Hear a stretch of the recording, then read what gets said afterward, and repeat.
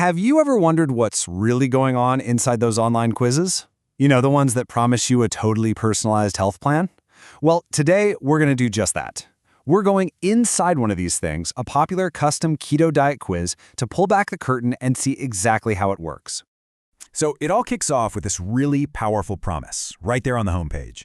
Take a 1-minute quiz to create your custom keto diet. 1 minute! It's fast, it's personal, and it's practically screaming easy solution.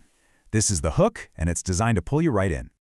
So right from the get-go, the whole experience is framed around speed and getting you results. But here's the interesting part. Before you even answer a single question, the site gets to work building your confidence in the process itself. And how do they do that? Well, they hit you with this huge number right up front.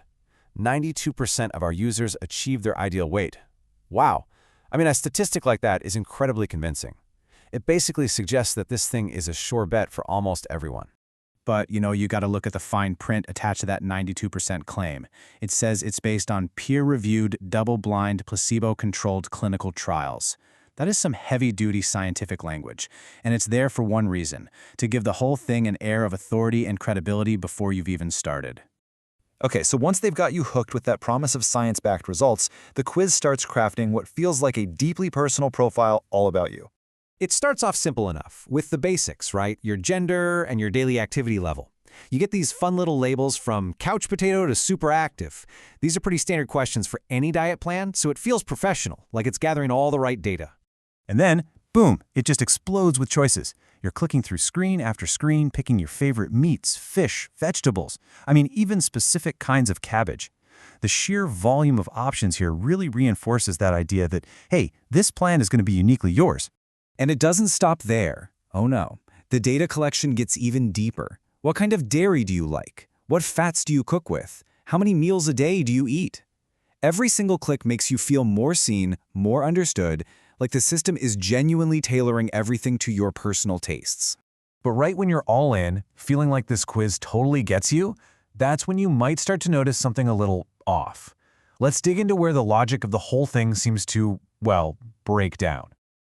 Okay, look at this, because this is the central puzzle. The whole point of a keto diet is to strictly limit carbs. But the quiz asks you to choose your favorite fruits, like bananas, grains like rice, and even high-carb foods like pasta and bread. These are the very things the diet is supposed to get rid of. So that begs the question, right? Why would a keto quiz even bother asking you to pick foods that are fundamentally not allowed on a keto diet? It seems to completely contradict the entire purpose. To figure this out, we need to quickly remind ourselves what keto actually is. So to really understand this contradiction, we've got to look at the science that the program itself is selling. Let's see how the source material actually defines the ketogenic diet. The website explains the diet's popularity, calling it a Silicon Valley fixation and dropping celebrity names like Kim Kardashian and Halle Berry. This helps ground the diet in pop culture, making it feel trendy, aspirational, and, like it works. And here is the science bit. Ketosis. It's basically a metabolic state where your body switches its main fuel source from carbs to fat. But the key part of that definition, the most important part, is that you get there by eliminating most carbs.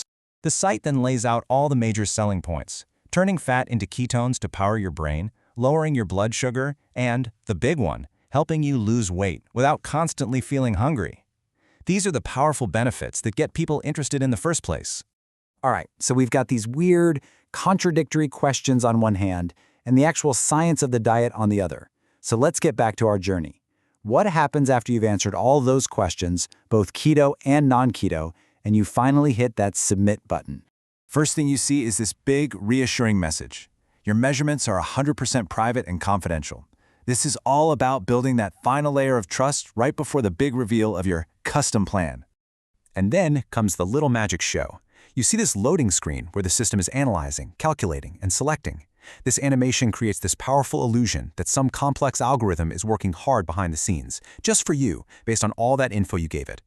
And then, just like that, it's ready. But hold on. Before we get too excited, let's do something most people probably never do. Let's scroll all the way down and take a look at the fine print at the very bottom of the page. And there it is, hiding in plain sight. This little disclaimer reveals that the website is a retail storefront for a platform called ClickBank.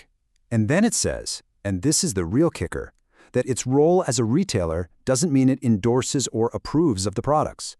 All of a sudden, this experience feels less like a dietary consultation and a whole lot more like a sales funnel. Which brings us right back to our final thought. Asking you about your favorite non-keto foods? Well, it probably isn't a mistake. It's a strategy.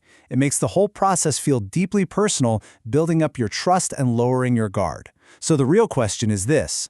When a process feels this personal, are you really getting a custom plan or are you getting a highly customized sales pitch?